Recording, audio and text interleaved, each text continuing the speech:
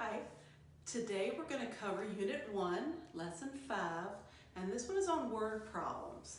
If you're in the workplace, they're not going to give you a bunch of math problems on a piece of paper to solve. If you have to do math in your career, it's going to be presented in the form of a word problem that you're going to have to be able to solve and come up with a methodology for solving. What you're going to find though is the more of these word problems that you do, the easier they're going to get. And there are basically just really 5 or 6 word problem types that we concentrate on in Algebra 2 that I'm going to show you some of those today. And these different topics will come up throughout the at least first semester for you to practice in different ways. But the important thing with word problems is you're learning thinking skills and you're learning logical skills, processing skills that will help you in the workplace. I'm not saying that you're going to have a distance rate time problem when you go to work. And some things might be presented in a way that you don't even know what they're really asking you to find. They just want you to come up with a solution to a problem that maybe hasn't been thought about before. That's not really a word problem per se, but the thinking skills and the logic patterns that you're thinking of in doing word problems is going to help you develop the skills that you're going to need for those type of situations. The first type I'm going to talk to you about is distance rate time problems.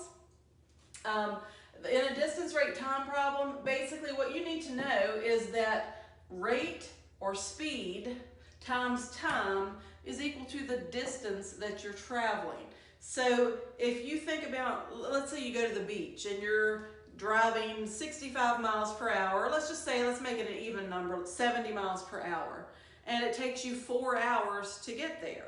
Well, if you're traveling at a rate of speed of 70 miles per hour and it takes you 4 hours to get there, you've traveled 280 miles, okay? Now, that is a good skill to understand because anytime you're traveling, you want to have a ballpark of how long it's going to take you to get there, okay?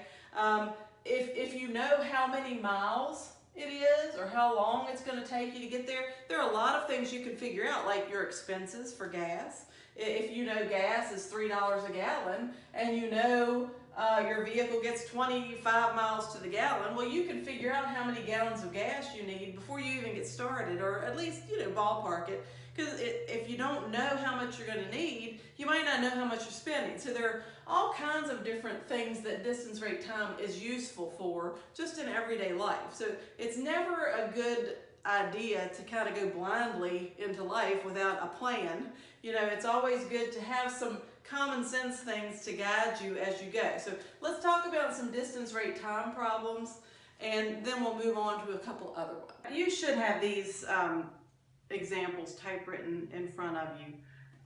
You can get them off of the classroom assignment, or your teacher, if you don't have me in class, your teacher hopefully gave you these written out so that you have them to write on and take your notes with, okay? I do want to encourage you to make sure you're taking notes. So in the first problem, it says, 2 trains left a station at the same time.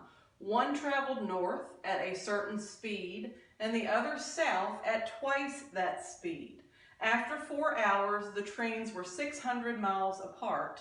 How fast was each train traveling? Okay, so if I'm thinking about that, I'm going to first just draw, there are a bunch of different things that you can do. Like I'm going to draw a diagram to kind of show what's happening in the problem.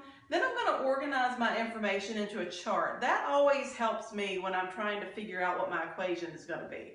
Now, some of you might say, well, why do I even need to write an equation? Well, we're in Algebra 2 class, and that's what we do in Algebra 2. We try to come up with a logical equation to match the word problem that we've been given. We're going to solve it algebraically, which means we're going to define a variable. We're going to state what the variable represents. We're going to put that variable into an equation. We're going to show our work and solve that equation and come up with a logical answer or solution to the problem they're asking us for. Okay, so that's how I approach these problems. So the first thing I'm going to do is I'm going to draw a diagram. So it's telling us we have a train station and both of the trains are leaving that train station. One of the trains is traveling north, going north, and the other train is going south. Okay, All we know is that they are leaving that train station at the same time, okay?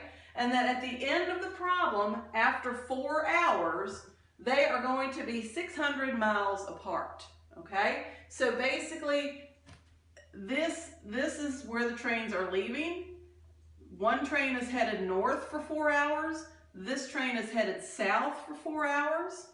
And we know that at the end of the problem, the distance between these two trains is going to be 600 miles, okay? So if we know the distance between the trains are 600 miles, well, we know that this is the distance of the northbound train, and this is the distance of the southbound train. If we add those distances together, we will get 600 miles, okay? So, we also know that, let's see, they traveled 4 hours, they're going to be 600 miles apart.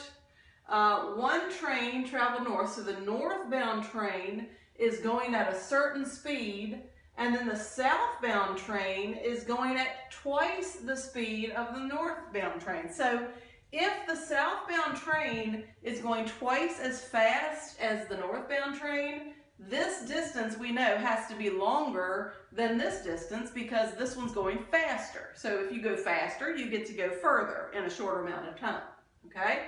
So that gives me enough information to organize into a chart. So when I organize my information, now I know that rate times time equals distance, okay? So I take that bit of information, and what I do is I just make myself a little chart. And I'm talking about two different trains. I'm talking about a train that's going north, and I'm talking about a train that's going south. Now, I'm going to fill in the information that I know, okay? I don't know how fast these trains are going, so I'm going to save that for later. I do know their time for both of them is 4 hours. They start at the same time, and after 4 hours, they are 600 miles apart. So the time for both of them, they are traveling for 4 hours throughout this problem, okay? Now, we want to know how fast each train is traveling, but we don't know either one of their rates of speed. All we know is that the southbound train is going twice as fast as the northbound train. So that tells me that my variable has to have something to do with speed, okay? So I'm going to let x equal the speed of the, I'll say the northbound train. I always represent or define my variable so that I understand at the end of the problem when I've solved for x, what x means, what it stands for. I like to always define the variable, and I would expect my students to do that as well. Okay, so now, x is the speed of the northbound train. Well, so we have decided the speed of the northbound train is going to be x. So that is its rate, x. Okay? Now, when I define my variable, if it has to do with speed, I always define the one moving slowest as my x and the one moving fastest in terms of x, okay? I just think it's easier because the one that's going the fastest, I will either add to it or multiply to get its speed, and multiplication and addition are a lot easier to deal with in an equation than subtraction and division. That's why I do that. So my x speed, my speed, if that's my variable, I always represent as the slower vehicle. So now, x is the speed of the northbound train. The southbound train is going twice as fast. Okay, so think about what twice as fast means. If x, let's just say it was 20 miles an hour, well, twice that speed would be 40 miles per hour. What did I do to it? I multiplied it by 2. Well, I don't know what x is. I just know this one is twice as fast. So if it's twice as fast, the speed of the southbound train would be 2 times that speed because it's twice that speed. Now, a common mistake, I could see kids putting x plus 2, just not thinking about what twice means. Okay, it doesn't mean you're adding 2, it means you're multiplying by 2. Okay, now, Earlier, we learned that rate times time equals distance. So, if I'm organizing my information into this chart, my distance for the northbound train is going to be x times 4, which is 4x. My distance of the southbound train is going to be 2x times 4, or 8x. Now, how does that represent what I've got here? Well, this is my northbound train. My northbound train, its distance is 4x. My southbound train distance is 8x. I know this distance plus this distance equals 600. So there's my equation. 4x plus 8x equals 600. So I'm going to solve that. 4x plus 8x is 12x equals 600. I divide both sides by 12. X is 50, and my unit of measure was miles per hour. 50 miles per hour. So now, let's talk about, have we answered the question? It says, how fast was each train traveling? Well, we know that X is the speed of the northbound train, so the northbound train was going 50 miles per hour. We know the southbound train was twice as fast, so it's 100 miles per hour for the southbound train. And with that, we have answered the question. Okay. This one is another distance, rate, time word problem. It's very similar to the last one that we did. So I'm going to help give you some little things about setting it up, and then we're going to pause the video and see if you can finish it. Okay, it says, Tom and Dan left a bus terminal at the same time and traveled in opposite directions. So that's very similar to the last problem. Tom's bus was in heavy traffic and was traveling 20 miles per hour slower than Dan's bus. After 3 hours, the buses were 270 miles apart. How fast was each bus going? Okay, so this one's very similar. We know that they're traveling in opposite directions. That doesn't tell us whether that's north, south, east, or west, but that doesn't matter. We know they leave the bus terminal, they leave at the same time. One goes in one direction, the other goes in the opposite direction. Okay? And we know that at the end of the problem, these two buses are 270 miles apart. Okay? We know they have been traveling for 3 hours. Okay? We also know that if we add this distance plus this distance, we will get 270 miles. All right? So we're talking about two different buses. I'm going to set up my chart. Rate times time equals distance. Now let's see if we can figure out what we're talking about. We're talking about two people, Tom and Dan. Okay? They left at the same time, traveled in opposite directions.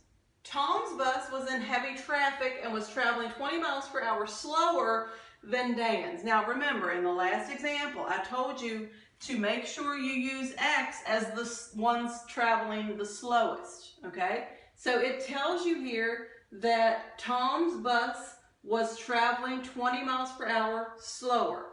So I'm going to let X equal the rate of Tom's bus. All right, so X is Tom's rate of speed. There it is, okay? Then it goes on to say that he was traveling 20 miles per hour slower than Dan. Okay, if he's 20 miles per hour slower than Dan, wouldn't Dan's rate of speed be whatever Tom's rate of speed was plus 20? Because he's going 20 miles per hour faster if Tom is going 20 miles per hour slower. So that's going to be the rate of Dan's bus. Okay?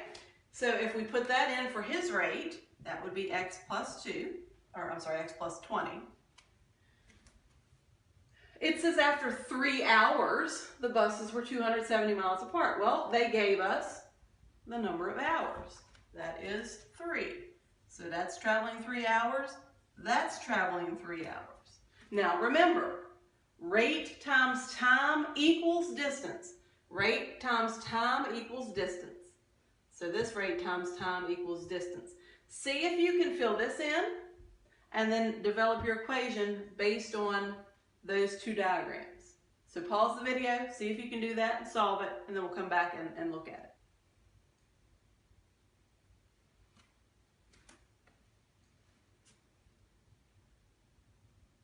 it. Okay, hopefully you've had time to get that done. Right here, the distance for Tom would be x times 3, or 3x. And right here, the distance for Dan, well, this is a little different. 3 times x plus 20, that means I have to distribute that. So I'm going to have 3x plus 60 for Dan's distance. Now, we know that, let's say this one's Tom's and this one's Dan. It really doesn't matter which one we label which way. That doesn't matter a bit. So Tom's distance was 3x. Dan's distance was 3x plus 60. So if we set that up as an equation, we know Tom's distance, 3x, plus Dan's distance, 3x plus 60, has to equal the total distance of both of them together, 270. Okay, so 3x plus 3x, if I solve that, I get 6x. I'm going to subtract the 60 to get 210. And then if I divide 6 in there, let's see, 6 goes into 21 3 times with 8. Let's see, that's 18, so there's a 3 left over, so 6 into 30 is 5. So x is 35 miles per hour. So we're almost finished, but let's look and see if we have answered the question. How fast was each bus going? Okay, well, we know x represents Tom's bus speed, so that means 35 miles per hour is how fast Tom's bus was going. And then we know that Dan's bus was going 20 miles per hour faster than that one, so x plus 20, if x is 35, 35 plus 20 is 55. So it was 55 miles per hour for Dan's bus.